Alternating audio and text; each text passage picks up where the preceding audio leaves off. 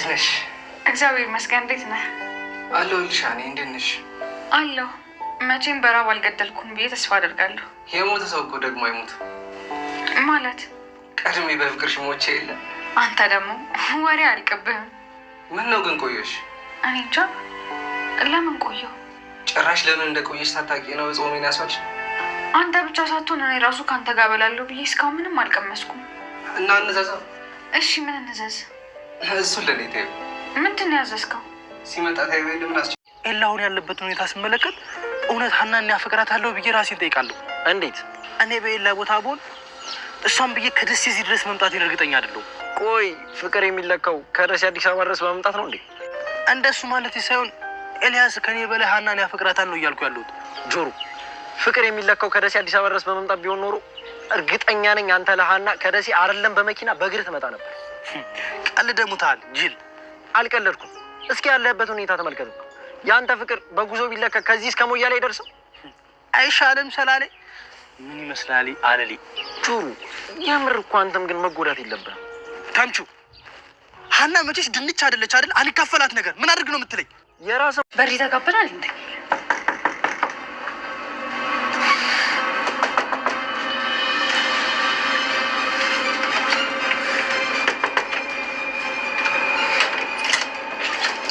ጭራሽ በር ትዘጋብናለህ እንዴ?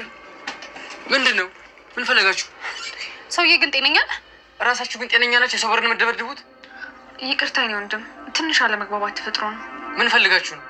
አንቺማ ጤነኛ አይደለሽም። የሰው ቤት ዘው ተብሎ ይገባል? ሜሮን የት ነው ያለችው? ሜሮን ማናት? ውሽማ ምን ይመስላል ይሄ? በእናታችሁ እንዴት የምትናገሪው? እባክሽ ሜሮን ማለት የቤቱ ባለቤት ነች። እኔ ሜሮን የምትባል ሰው አላውቅም። መቀለድህ ነበር ግን አያስቅም። አማርኛ አይገባችሁም እንዴ?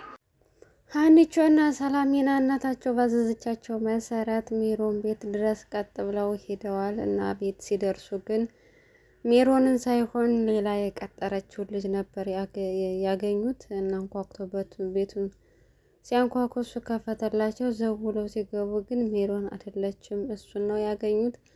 እናም በዚህ ምክንያት ሜሮን የት ናት ብለው ቢጠይቁትም እሱ መናገር አልፈለገም። ምክንያቱም እኔ ተከራኝ ነኝ እሷ የለችም ለቃለች በል ብላ ሜሮን ስለመከረችው እሷ ቤት ተከራይታ ሌላ ሄዳለች። እኔ እዚህ ተከራይ ነኝ ቢላትም ሰላሚና ግን አላመነችውም። በጣም ተናዳ እየጮኸች ነበረ እና ተከራይ እንዳልሆን ካቃሉ ምክንያቱም እንዳለ እቃው ሁሉ እንደነበረ ነው። ስለዚህ እሷ ያለችበትን ንገረኝ ብለን ያለችበትን አላቅም፣ ማን እንደላካችሁ አላቅም፣ ስለዚህ ውጡልኝ ብሎ ገፍትሮ አስወጣቸው ማለት ነው። እናም ሰላሚና በዚህ ምክንያት ቀኑ ሙሉ ተናዳ እቤት ድረስ መጣች ማለት ነው።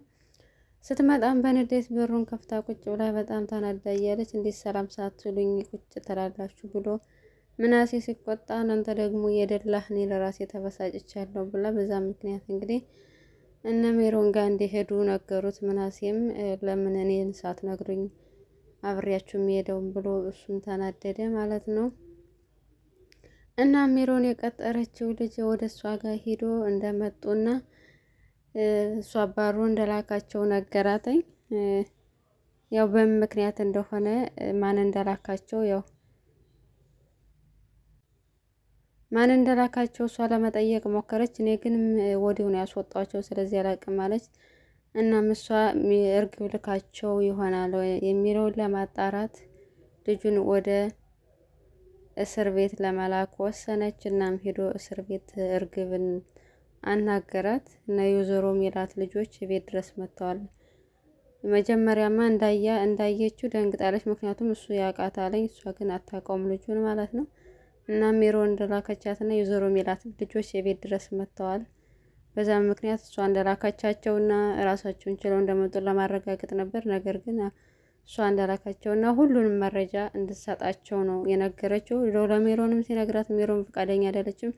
ምክንያቱም እርግብ ራሷ ነጻ ልታወጣና እኔን ደግሞ ባዩ ስትገደል ተይዘሻል በማለት በዛ እስር ቤት ነው ልትወረውር ነው፣ እንደዚህ አይሆንም በጨራሽ ብላ ሜሮን ሌላ ነገር ስላሰበች እንግዲህ ቪዲዮን ለመስጠት ፈቃደኛ አይደለችም ማለት ነው።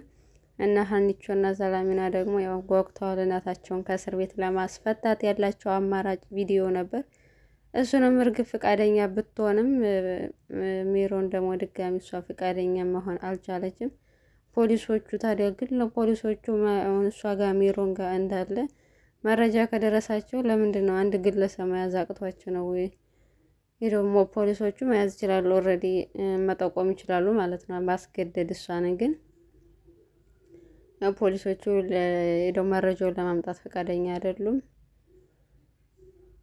እርግብም ተጸጽታ እንግዲህ ቪዲዮውን እንዲወስዱ ፈቃደኛ ነበረች፣ ሜሮን እምቢ ብላለች። በሌላ በኩል እርግብ በባለፈው ፋኖሴን ተምቹን ካገኘሽው እዚህ እንደታሰርኩ ንገሪልኝ እና አንዴ እንኳን ልዩ ይቅርታ እንዳረግለት ብላ ነበር እና ፋኖሴን በዛው ጠፍታለች ስላላገኘችው እና የት ነህ ዜሮን አንድ እንኳን ላይ እፈልጋለሁ ቢያንስ እንኳን ይቅርታ ላደርግልህ ይገባል እያለች በጣም እየፈለገችው ነበር። ዘሪሁን ግን አሁን ላይ እውነትም የረሳት ይመስላል። ብዙ ጊዜ በፊት በጣም ነበር እርግብ የሚለው፣ አሁን ግን ረስቷት የራሱን ህይወት እየኖረ ነው። ትታሰር የትም ትሄድ ስለሷ ምንም አይነት መረጃ የለውም። ምክንያቱም እና አባባ ኖላዊ እና ሀና እርግብ እንደታሰረች ቢያውቁም እሱ ከነ ሀና ጋር ስለማይገናኝ አላወቀም እንጂ ምናልባት ቢያውቅ ኖሮ ሄዶ ይጠይቃት ነበር ማለት ነው። እና በዚህም ምክንያት እሱን ለማግኘት በጣም እየጣረች ነው። እርግብ እንግዲህ ታገኘው ያለች አታገኘው የሚለውን ወደፊት የምናየው ይሆናል። በሌላ በኩል ከደሴ ድረስ ሀኒቾን ብሎ የመጣው ኤልያስ አሁንም አዲስ አበባ ውስጥ ነው፣ አልሄደም፣ ተመልሶ አልሄደም ማለት ነው።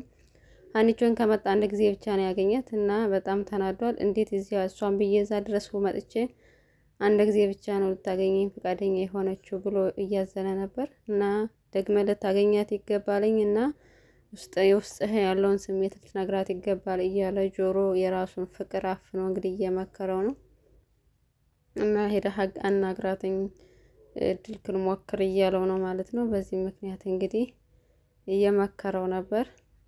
ያው በጎን ሁለታቸው መጨቃጨቃቸውን አያውቀውም እና ጭራሽ ሀና ያንተ አልበቃት ብሎ ጭራሽ ኤልያስንም ልታጨልለው ነው እንደውም ይሻላል እያለ ሀኒቾን ሲናገርበት ደግሞ እንትና ተመልሶ ይናደዳል ማለት ነው ጆሮ ሲን። እሱ ደግሞ መናገሩም በተለይ በቁመቷ መናገሯ ሁልጊዜ እሷን መተቸት አያቆምም። ታምቹ በዝም መጨረሻ ላይ ይጋጫሉ ማለት ነው። እናም ኢዶ ለማናገር እና የመጨረሻ እድሉን ሞክሮ ወደ ደሴ ለመሄድ ነው ያሰበው። በዚህ በኩል ደግሞ ወይዘሮ ጽዮን የምትባል አተራማሽ ያው እሱን ለማግኘት እየሞከረች ነው። ሲደውልላት በስልክ ማግኘት አትፈልግም።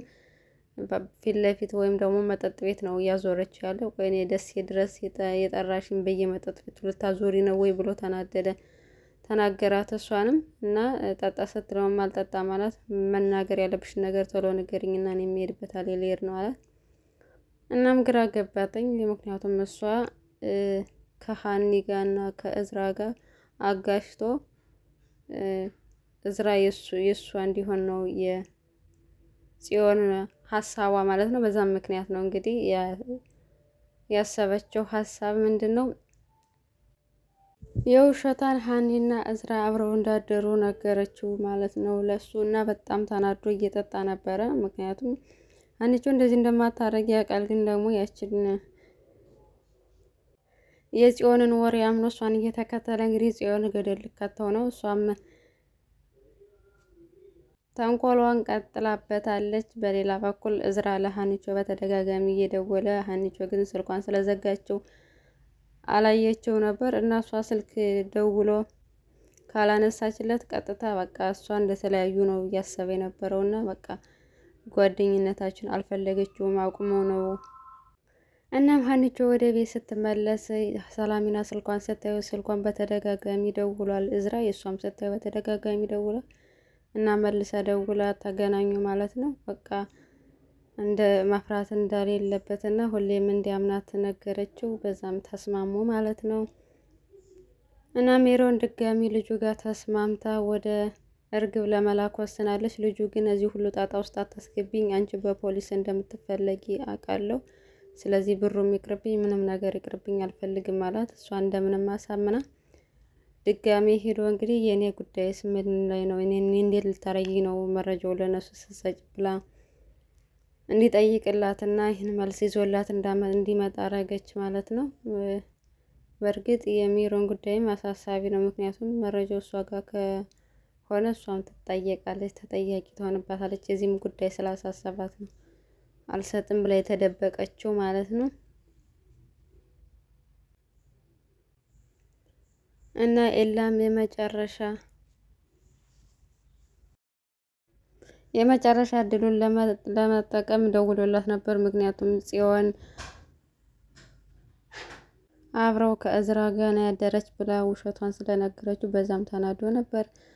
እዝራ ደግሞ ምሳ እየጋበዛት ቀጥሯት ነበርና ከዚህ ሰዓት በኋላ ካንተ ጋር ነኝ ብሎ መጣ ነበርና በጣም በሚያሳዝን ሁኔታ በንዴት ደውሎ አሁን ላገኝሽ እፈልጋለሁ ብሎ ስልክ ደወለላት። እሷም በደንግጣ ስታነሳው በቃ አሁን ነው ላገኝሽ የምፈልገው፣ ጊዜ የለኝም፣ አሁን ካላገኘሽኝ ግን ድጋሜ በህይወትሽ አታየኝም ብሎ ነገራት።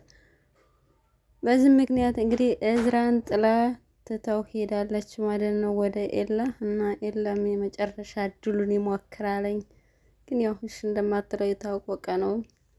እናም ግን ጆሮ ራሱን መስዋዕት አድርጎ እንግዲህ እሱን መክሮ ሊያገናኘው ነበር። በዚህ ምክንያት ለምንድን ነው የራስክን ስሜት ደብቀህ እሱን የምትገፋፋው? አንተ በራስ መንገድ ተጠቅመው ለምንድን ነው ሀናን የራስ ማታረገው እያለ ተምቹ እየመከረው ነበር። ግን እሱ ከወሎ ድረስ እሷን ብሎ እዚህ የመጣና በጣም ጥሩ ልጅ እንደሆነ በዛም ምክንያት ነው እንደዛ ምለው ብሎ የራሱን ደብቆ ጆሮም እሷ እንዲያገኛትና እንዲያናግራት የመጨረሻ እድሉን እንዲሞክር እየመከረው ነበረ ማለት ነው። እና በዚህ ምክንያት እንግዲህ ሀንቾ በሶስት ወንዶች መሀል ተጠምዳ መከራዋን እያየች ነው። ኧረ ደራሲው ግን ሀና ላይ ፈረደባት ማለት ነው። እንዴት ከሶስት ቦታ ትቆረጥ? መቼም ለሶስታቸውን ከባድ ነው። ብቻ ስለተከታተላችሁ እናመሰግናለን ውድ ተመልካቾቻችን።